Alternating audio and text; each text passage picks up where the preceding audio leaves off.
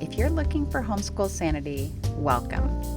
I'm Dr. Melanie Wilson, Christian psychologist turned homeschool mom and curriculum author. But I was once so disorganized, I thought I had to quit homeschooling and stop having kids.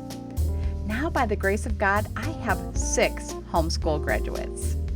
Whether we're discussing parenting, productivity, or practical tips, I pray that this episode is just what you need for happy, healthy homeschooling. Hey, homeschoolers. Even in an age of enlightenment, there is still stigma and misunderstanding about mental health.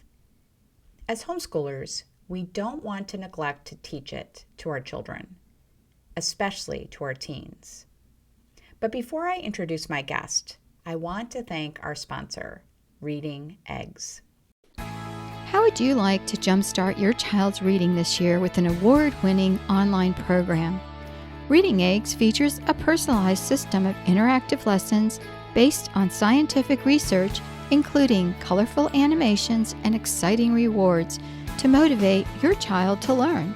You can instantly track your child's progress and reinforce their newfound skills with hundreds of printables and bonuses. With your subscription, you have access to not one, but multiple reading programs. Visit readingeggs.com/Media Angels to learn more about the free 30-day trial that provides access for up to 4 children to all 5 learning programs. That's readingeggs.com/Media Angels. Tiffany Jones is a Greenville, South Carolina native. Raised in a Christian culture that shamed mental illness, she fought to understand what God's Word had to say about her struggles.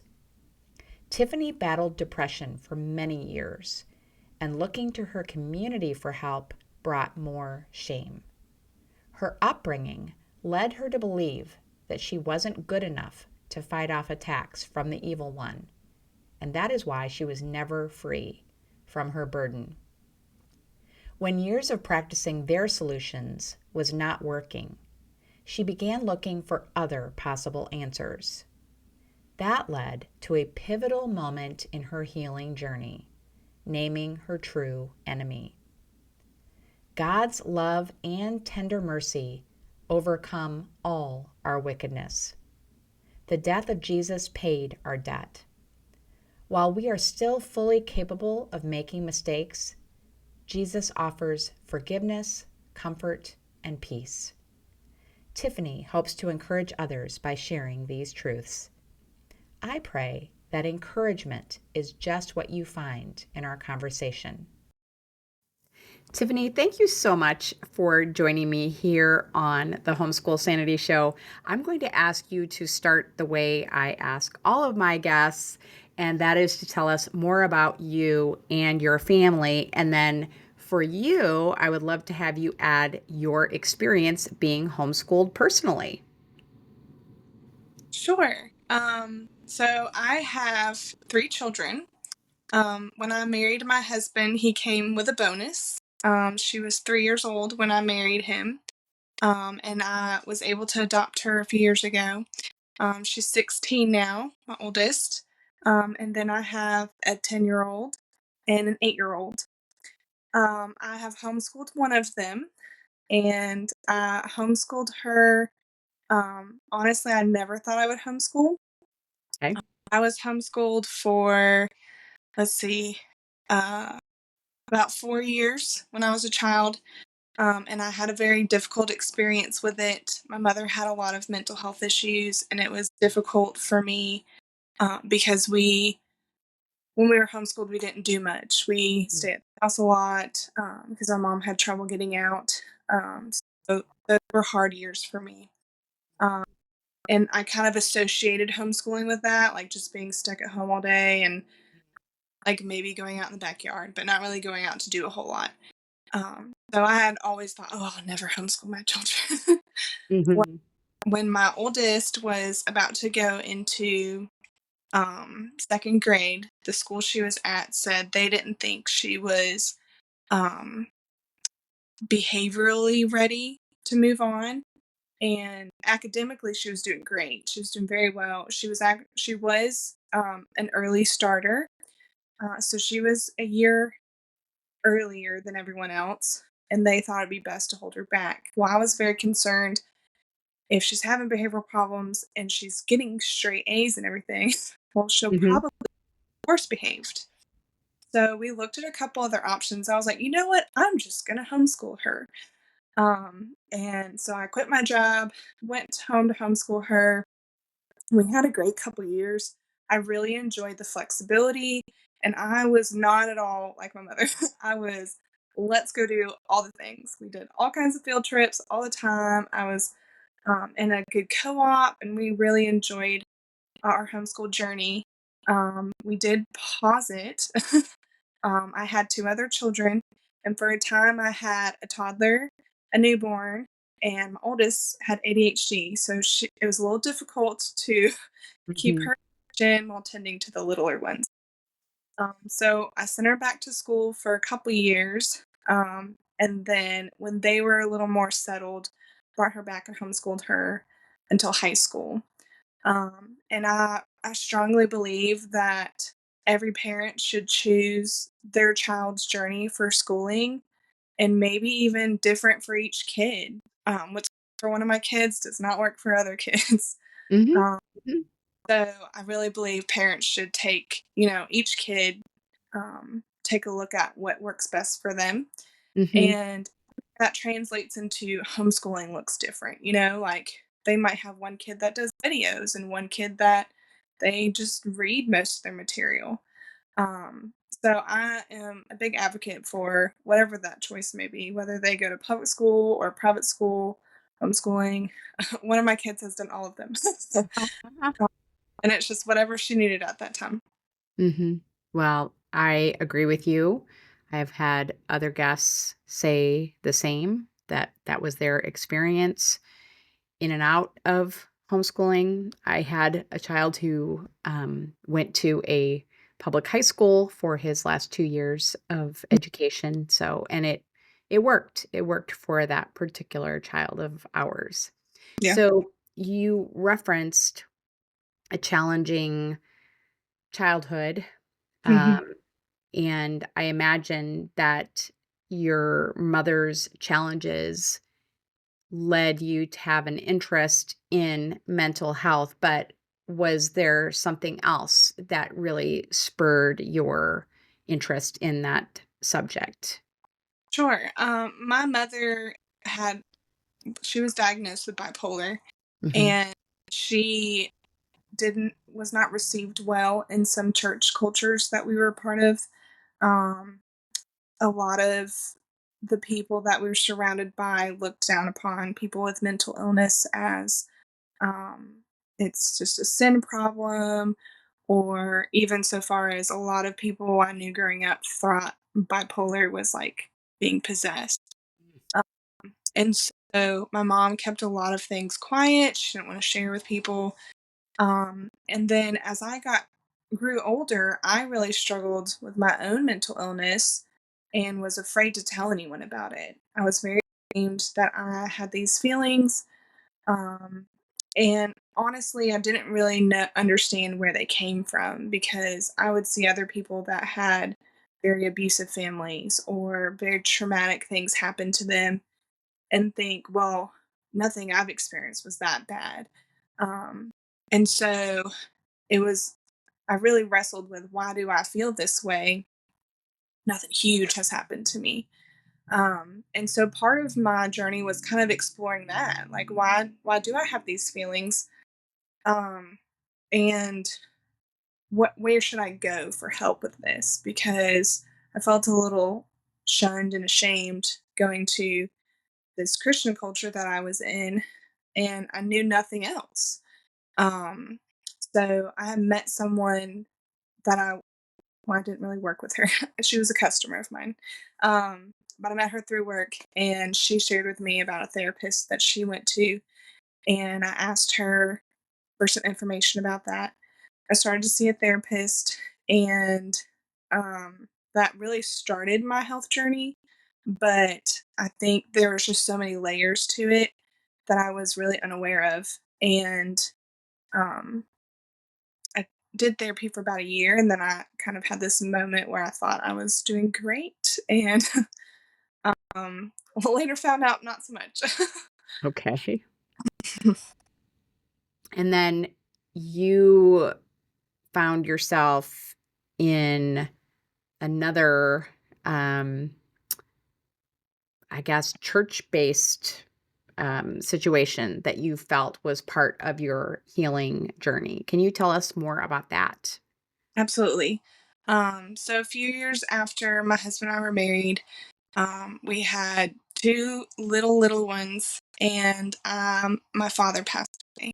Mm. I was struggling with um, feeling this need to be there for my own family and also trying to support my mother, which brought up a lot of struggles from my childhood, trying to support her when I was little, and I really didn't have the means to do so.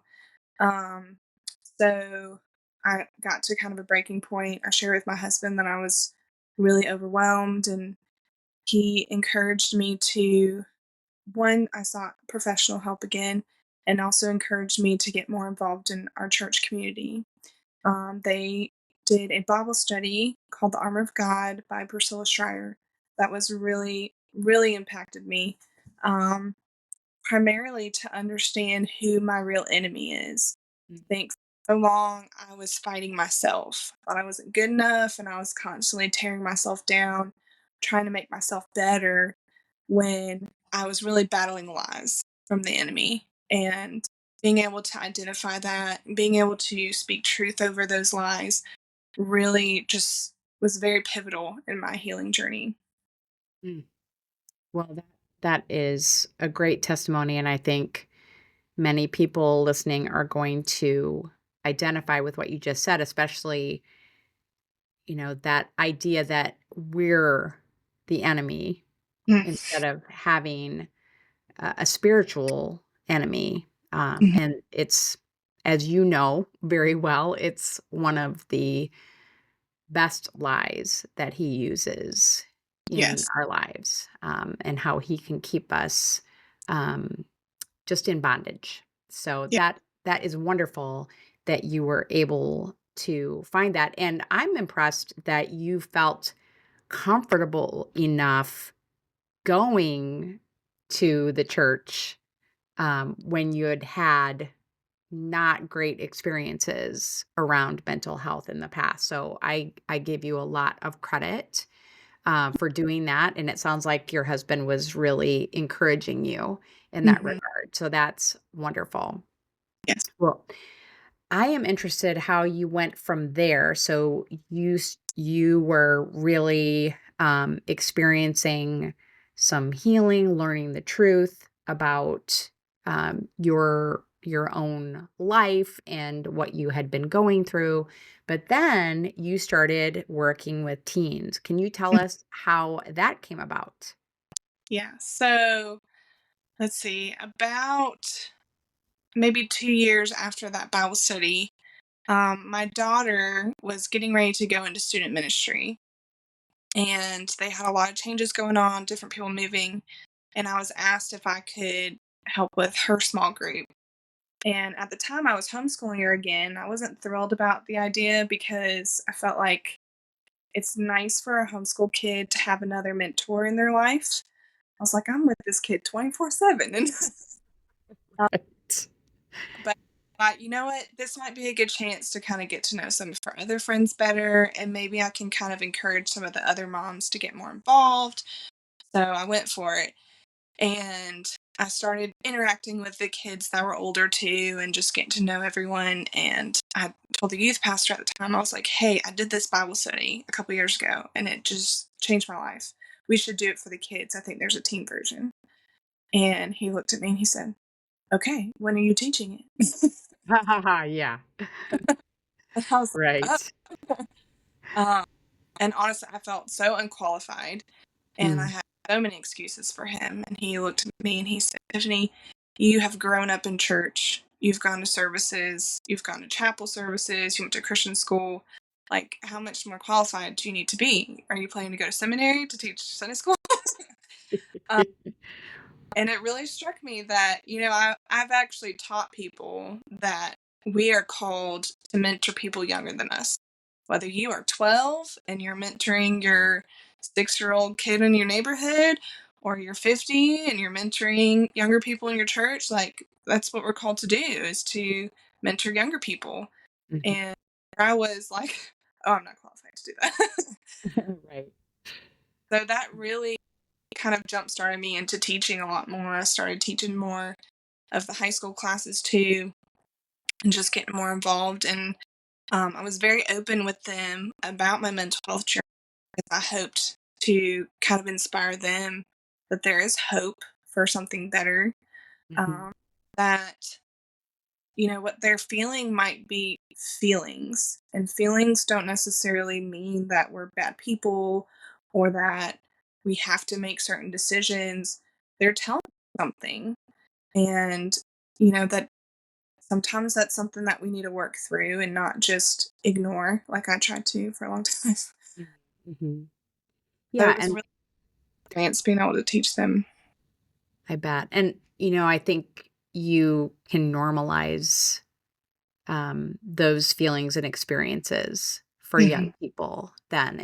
And I even today there is still a stigma and there is still tremendous fear around talking about those kinds of emotions and thoughts that are really so common. It's Right. common.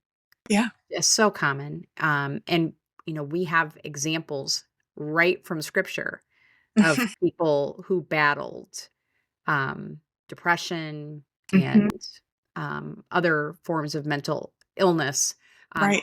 I hesitate to even use that term illness because, as I said, I think it's it's so normal. It's Mhm. so common Mhm. to have these experiences. Now, what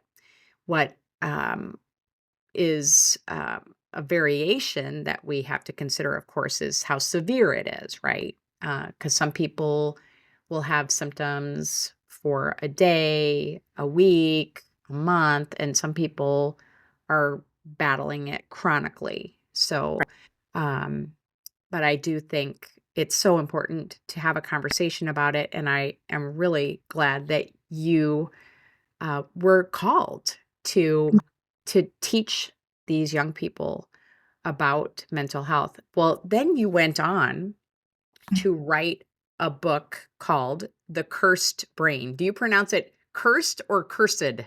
Cursed. Mhm. Cursed. Okay. So, The Cursed Brain. What inspired you to write that book? So I was teaching these high school kids, and one of them asked me to share more about what the Bible has to say about mental illness. And I looked through all kinds of curriculum and tried a lot of different materials, and nothing really, I felt, spoke truth about what these kids were experiencing. That was really um, directed towards them. And so I thought, well, maybe I'll kind of piece together some things that I had studied through the years and just kind of make a compilation of stuff. And a friend of mine asked me, she was actually my co teacher, asked if we could go grab coffee one day. And she shared with me that she was really struggling with her mental health.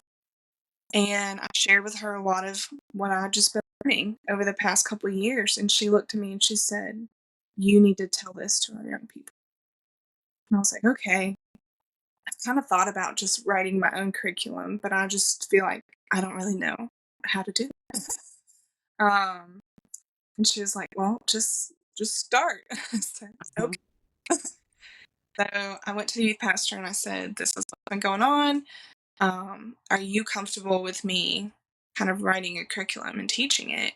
And of course, you can look over my notes and just check over everything, make sure that I'm not totally out in left field or whatever. Hmm. Um, So that's what I would do. I would write kind of a rough draft on a Sunday afternoon and email it to him. He'd look over it, and usually he actually ended up started making me like uh little worksheets for the kids, like, that I would pass out, to go along with the lesson. And then the next Sunday I would teach it, and I would get great feedback while I was teaching it, stuff that I hadn't really thought of that I could add, and just spent about 6 weeks doing that. And after I finished, I started editing it and getting it ready to publish. Wow. Well, that is really, really neat, and I love that your pastor was so encouraging and added value to what you were doing. And I can absolutely relate to that idea of, how do I write a curriculum? How do I do that? And am I qualified to do that? That is exactly how I felt. And I kept looking for a book that would tell me step by step how to do it, and I never found it. So I just had to go forward, and that's what you did too. And I think that's fantastic. And we'll talk in just a bit about, um, what is involved in that, in the book that you created. But I am interested in knowing if you have ever had to navigate mental health issues with your own children. I have. Both my girls have had some struggles. My oldest, the most, as I mentioned earlier, I had adopted her. Her birth mother left her, and in the first few years of me marrying her dad, there was a lot of trauma. My dad passed away after she had just gotten really close, and then my husband's mother passed away a few years after that. She experienced a lot of life change really early, moving to different parts of the state and changing schools often, and then me bringing her home to homeschool her, um, and then adding new siblings. It was just a lot for her to handle. Um, she was about 7. She started um, just displaying some behaviors that were outside of my wheelhouse. I had no idea really how to help her. So we did seek some therapy for her. Um, and honestly, sadly, it made things worse for a little while because the facility she went to had a large turnover, and she saw like I think 5 therapists in 2 years. And it just kind of added to these feelings of abandonment that she was struggling with. So we took a step back for a little bit and just did a lot of our own research and tried to help her. And then after a few years, she went back into therapy. We kind of researched a better place that was a lot more stable in as far as turnover. And she made great progress. She's been there for about a year and a half, and she's done really well. It was also very helpful at the time, was right around when I was adopting her. So a lot more of her feelings about her birth mom were coming back, and it was a good time for her to be able to work through that with someone else too. Um, and then my middle one has had a lot of anxiety, um, just, stuff with the pandemic. And she was in second grade with the pandemic. And she already was just one of those, she likes routine. She's a little OCD. Mhm. So this pandemic just threw her for a loop. Right. um, so getting back into school in third grade, she was very anxious and worried a lot. And uh, as her mother, I really wanted to be able to fix that for her. And so I did a lot of research and tried some different coping strategies with her. And it's difficult sometimes to be able to say, you know what, I might not be the right person to help my child. Mm, mhm. And I was able to take her. She only needed a few sessions, but she went to a therapist and was able to kind of see things from a different perspective, and made great progress with that. It's been great. Well, I'm very sorry for both of your daughter's experiences that led to some mental health challenges. Um, but I am so glad that you talked about how, I mean, first of all, it's so important, as you well know, to find the right Hmm. therapist, the right counselor, whatever mental health professional you are working with.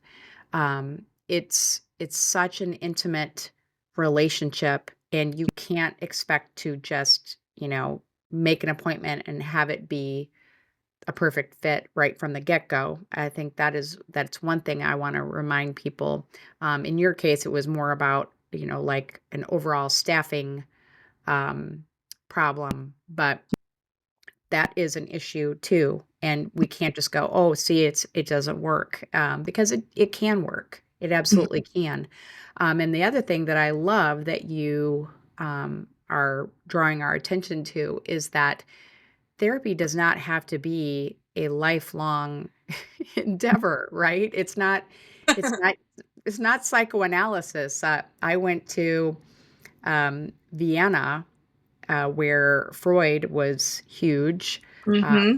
back in 1989. And even at that time, psychoanalysis was not a thing here. But there, it, they were seeing a woman, a woman who had started coming in for psychoanalysis for bedwetting as a child.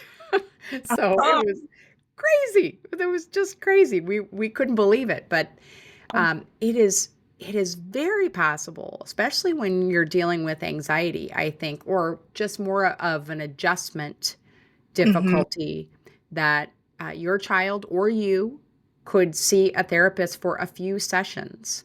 Mm-hmm. Now, of course, it's going to depend on so many factors, but a fear of, being enrolled in therapy for years and years is really unfounded. I would say the only time that is going to be more of the case is if you have someone who really isn't very functional. Like, for example, someone who has schizophrenia.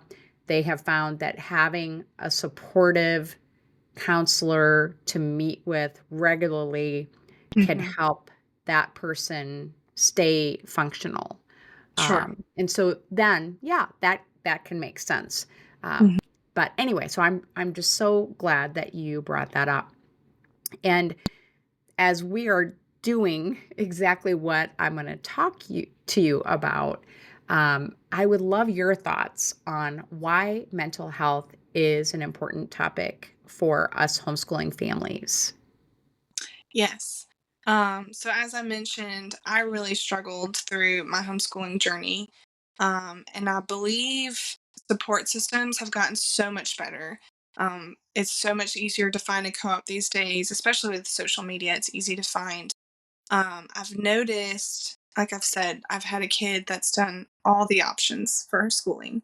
Hmm. Um, Noticed that homeschool curriculum is really lacking in mental health being part of the curriculum. I know public schools tend to have some sort of mental health worked into the curriculum. A lot of times it's just their guidance counselor comes and does a session here or there, goes around to the different classes. So it's not really like built into the curriculum necessarily that you would read it in textbook or whatever. Um, Hmm. and so that was discouraging to me as I was homeschooling and looking at different curriculum options, that it's just not really talked about in a lot of like your science or Mm. um, some of the Bible classes that I looked at. It's just not included. And it's hard for parents to know where to start to talk to their kids. Yes, as you well know. Yes. As you well know, because your book was born out of something that was missing, Mhm. that you needed in order to not just homeschool, but to parent Right. your kids. So I can see that your book can have a wide application. Can you tell us a little bit more about what is in the book? Sure. So, the premise of the book, the first chapter starts out with how the curse from Genesis 3 affects everything around us and how we can expect to struggle with mental illness just for the fact that this world is not what it was intended to be. People struggle to provide food for their families because that's part of what was cursed. There's a lot of conflict because part of the curse includes that the devil and his offspring will be in strife with mankind from now on. Mhm. So a lot of things that the curse teaches us that mental illness is part of that. Death is now part of the earth, and with that brings destruction and pain and toil for all of us. So then I go into um, kind of a comparison of health, physical and mental health, with the idea that we do the same things to have health, whether it be our bodies or our minds. We need to feed them good things. We need to have intentional rest for our minds as well as our bodies. And we need to be exercising. We've got to use it. We got to move our bodies. We got to use our minds for them to be healthy. I talk about how our enemy includes the devil and his offspring.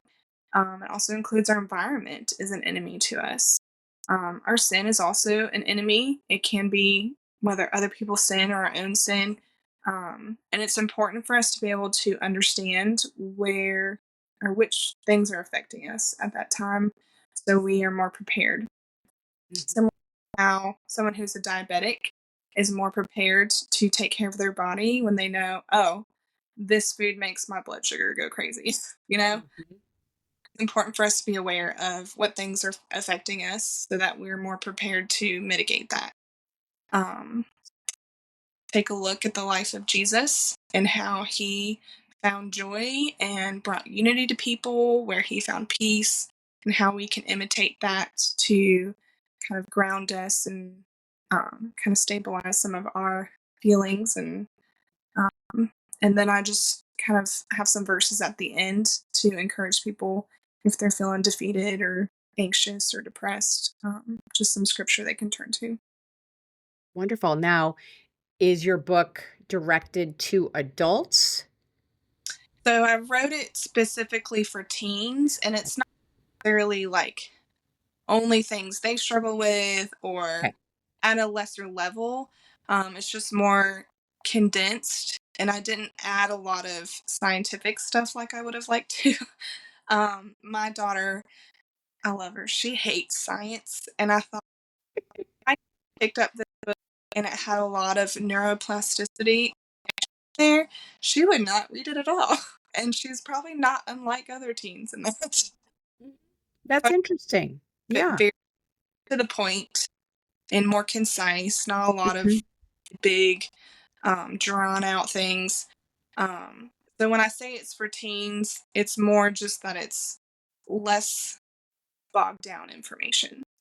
I got you. I got you. Okay. Well, it sounds fantastic. And is it something that a parent and a teen could read through together and discuss? Absolutely. I have had some feedback from a few friends and friends of friends that they were doing it with their daughters. And they said that it was really great to be able to have some language to talk to their kids about. That was something that I've heard a lot of moms really struggle with. Like, I want to talk to my kids about this, but I don't even know like what words to use to talk to them about some of this stuff or get started. And they said it was great to be able to have something to reference and to kind of work through some of that with their daughter to kind of help them understand while they're learning too. Right. And I was just thinking, Tiffany, that I think it's so important for us to educate our kids about mental illness, Mm. even if we haven't seen any struggles in that area with our kids, because from my experience, our kids are going to grow up and encounter Mm. people Mm. who battle mental illness, and they are not going to be prepared Mhm. to know how to respond. There will be a college roommate, there will be a coworker, there will Mhm. be possibly a boyfriend or girlfriend. Mhm. So we want to really prepare our kids with a book like yours, and I'm just so glad that you contacted me to tell me about it. And I know that my listeners are going to want to get a copy of it. Where is the best place for them to purchase it? It is on Amazon. If you just search The Cursed Brain, it will pop up. I also have a website, www.thecursedbrain.com, that has some additional information about me, and I put book recommendations and podcast recommendations on there. If they want to check that out, and has a little more information about my book at the bottom. That's excellent. And are you on social media where my listeners could contact you, connect with you, and maybe even ask you some questions? Sure. I am also on Facebook and Instagram. They're both same, The Cursed Brain. Okay. I'm very That makes it easy. That makes it easy. And I'm going to, of course, put the links to your website and the book on Amazon and your social media in the show notes. But Tiffany, this has really been a pleasure for me. And I thank you so much. You are living out the scripture that says that we comfort others with the comfort that He has given us in our trials. And I just so appreciate what you are sharing with people. Thank you. To learn more about Reading Eggs and Tiffany's book, visit the show notes at homeschoolsanity.com/mental health. Have a happy homeschool week. Thanks so much for listening to the podcast. I hope something you heard was encouraging. If you have a personal question to follow up, don't hesitate to message me. I'm at Homeschool Sanity on social media. Be sure to check my free resource page at homeschoolsanity.com/resource and find Sanity Saving Curriculum at funtolearnbooks.com. This has been a production of the Ultimate Homeschool Radio Network.